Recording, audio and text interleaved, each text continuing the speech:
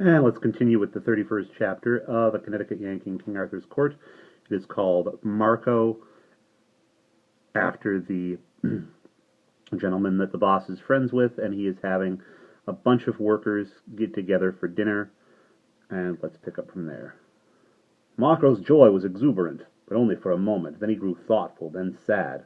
When he heard me tell Downey I should have Dickon, the boss mason, and Smug, the boss wheelwright, out there too, the coal dust on his face turned to chalk, and he lost his grip. But I saw what was the matter with him. It was the expense. He saw ruin before him. He judged that his financial days were numbered. However, on our way to invite the others, I said, "You must allow me to have these friends come, and you must allow me to pay the costs." His face cleared, and he said with spirit, "But not all of it." "Not all of it? He cannot well bear a burden like to this alone." I stopped him and said, "Now let's understand each other on the spot, old friend. I am only a farm bailiff, it is true, but I am not poor. Nevertheless, I have been very fortunate this year. You would be astonished to know how I have thriven.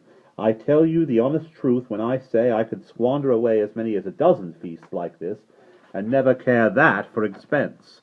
And I snapped my fingers. I could see myself rise a foot at a time in Marco's estimation, and when I fetched out those last words, I was become a very tower for style and altitude. So you see, you must let me have my way. You can't contribute a cent to this orgy. That's settled. "It's grand and good for you. It's grand and good of you." "No, it isn't. You've opened your house to Jones and me in the most generous way. Jones was remarking upon it today, just before you came back from the village, and although he wouldn't be likely to say such a thing to you, because Jones isn't a talker, it is difficult in society. He has a good heart and a grateful, and knows how to appreciate it when he is well treated. Yes, you and your wife have been very hospitable toward us." "Ah, brother, 'tis nothing, such hospitality." "But it is something. The best man has freely given is always something, and it's a good as a prince can do, and ranks right along beside it, for even a prince can but do his best. And so we'll shop around and get up this layout now, and don't you worry about the expense. I'm one of the worst spendthrifts that ever was born. Why, do you know, sometimes in a single week I spend, but never mind about that. You'd never believe it anyway." And so we went gadding along, dropping in here and there, pricing things and gossiping with the shopkeepers about the riot, and now and then running across pathetic reminders of it, in the persons of shunned and tearful and houseless remnants of families whose homes had been taken from them and their parents butchered or hanged. The raiment of Marco and his wife was of coarse tow linen and linsey-woolsey respectively, and resembled township maps, it being made of pretty exclusively of patches which had been added, township to township, in the course of 5 or 6 years, until hardly a hand's breadth of the original garment was surviving and present. Now I wanted to fit these people out with new suits on account of that swell company, and I didn't know just how to get at it with delicacy, until at last it struck me that, as I had already been liberal in inventing wordy gratitude for the king, it would be just the thing to back it up with evidence of a substantial sort. So I said, "And Marco, there's another thing which you must permit, out of kindness for Jones, because you wouldn't want to offend him." He was very anxious to testify his appreciation in some way, but he was so diffident he couldn't venture it himself, and so he begged me to buy some little things and give them to you and Dame Phyllis, and let him pay for them without your ever knowing they came from him. You know how a delicate person feels about that sort of thing. And so I said I would, and we would keep mum. Well, his idea was a new outfit of clothes for you both." "Oh, it is wastefulness." "It may not be, brother, it may not be. Consider the vastness of the sum."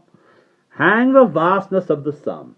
Try to keep quiet for a moment and see how it would seem. A body can't get in a word edgewise. You talk so much. You ought to cure that, Marco. It isn't good form, you know, and it will grow on you if you don't check it. Yes, we'll step in here now and price this man's stuff, and don't forget to remember to not let on to Jones that you know he had anything to do with it. You can't think how curiously sensitive and proud he is. He's a farmer, pretty fairly well-to-do farmer, and I'm his bailiff. But the imagination of that man, why, sometimes he forgets himself and gets to blowing off. You'd think he was one of the swells of the earth, and you might listen to him 100 years and never take him for a farmer, especially if he talked agriculture. He thinks he's a shale of a farmer. Thinks he's old Grayback from way back. But between you and me privately, he don't know as much about farming as he does about running a kingdom. Still, whatever he talks about, you want to drop your underjaw and listen, the same as if you had never heard such incredible wisdom in all your life before, and were afraid you might die before you got enough of it. That will please Jones. It tickled Marco to the marrow to hear about such an odd character, but it also prepared him for accidents. And in my experience, when you travel with a king who is letting on to be something else, you can't remember it more than about half of the time. You can't take too many precautions. This was the best store we had come across yet. Everything in it, in small quantities, from anvils to dry goods, all the way down to fish and pinchback jewelry.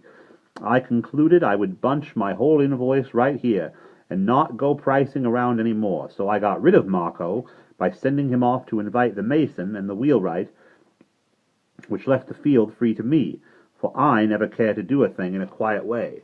It's got to be theatrical, or I don't take any interest in it. I showed up money enough in a careless way to corral the shopkeeper's respect, and then I wrote down a list of things I wanted and handed it to him to see if he could read it. He could, and was proud to show that he could. He said he had been educated by a priest and could read and write. He ran it through and remarked with satisfaction that it was a pretty heavy bill. And so it was, for a little concern like that. I was not only providing a swell dinner, but some odds and ends of extras. I ordered that the things be carted out and delivered at the dwelling of Marco, the son of Marco, by Saturday evening, and send me the bill at dinner-time Sunday. He said I could depend upon his promptness and exactitude. It was the rule of the house.